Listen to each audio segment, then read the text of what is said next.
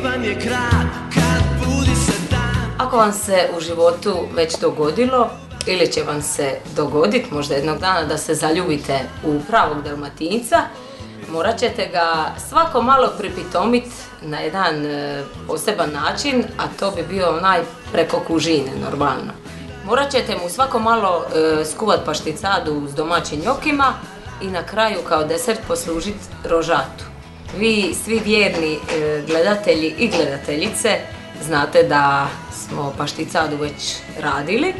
Njoke ćemo nekom drugom zgodom, a danas radim pravu dalmatinsku rožatu po recepti moje mame i ovu prigodu koristim da svim gledateljicama, svim ženama od srca čestitam Dan žena.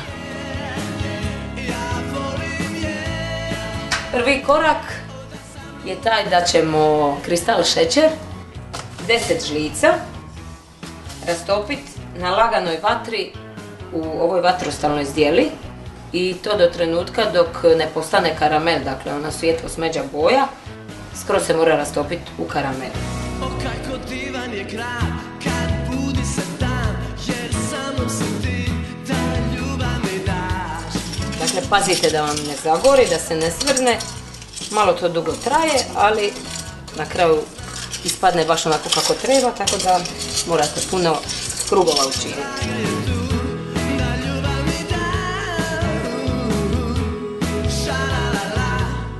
Evo, ovo se prilično rastopilo.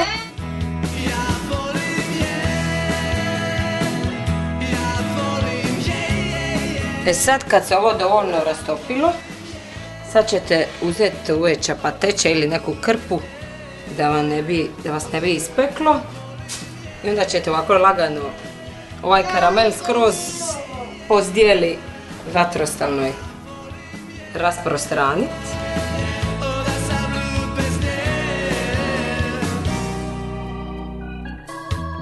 I ostaviti da se samo stvrdne.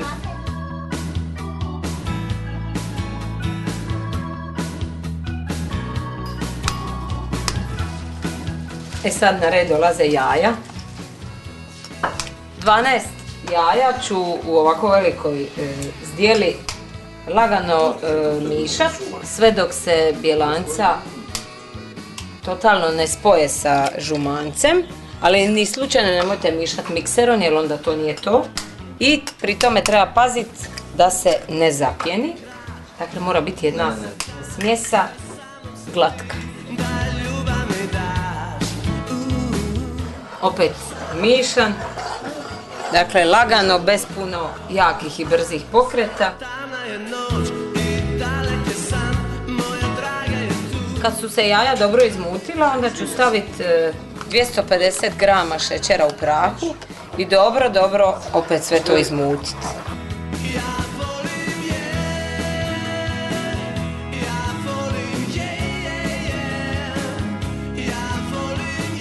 Evo ga, šećer u prahu se kroz spojio sa jajima. Ako vam je tu i tamo bila koja grudvica, ništa se ne brinite. I sad stavljam cilu litru mlijeka, lagano u ovo.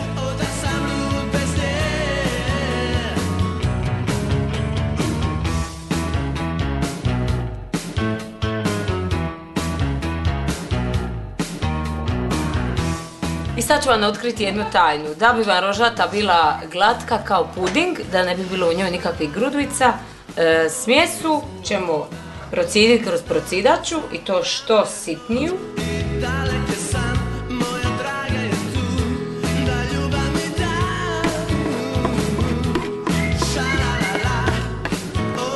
Znači, ovo ćete lipo sve prociditi i na cidaljki će vam ostati ova slinica od bjelanca i još neke male mrvice koje ćete baciti u škovac.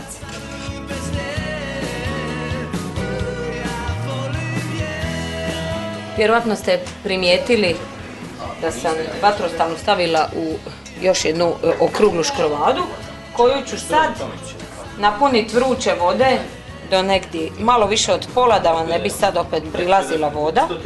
I to ću staviti u pečnicu na 160, nemojte više od 160, prvih pola sata bez folije, a onda sljedećih pola sata s folijom gore. Jer sa mnom si ti, ta ljubav mi daš. Šalala, ovu pjesmu ona dobro zna. E sad je došlo vrijeme za foliju.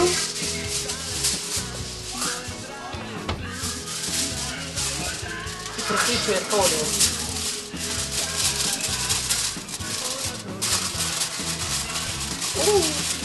Još po ure.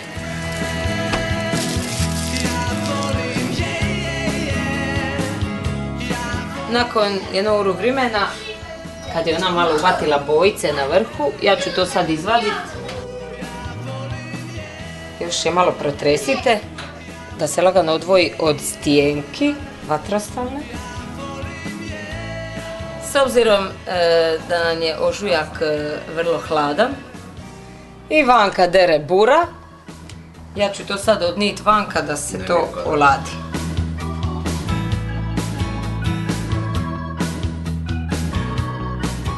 Rožata je gotova.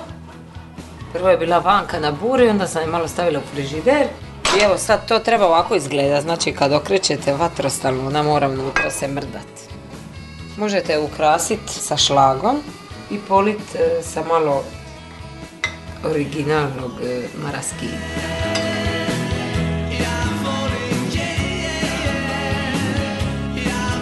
Super mi je, zadovoljna sam. Mama, odlično. Žene, sretan vam dan žena, a vi Dalmatinci, a i ostali muškarci, ja se nadam da ćete biti sretni kad vam vaše drage žene spreme ovakvu rožatu. Bog.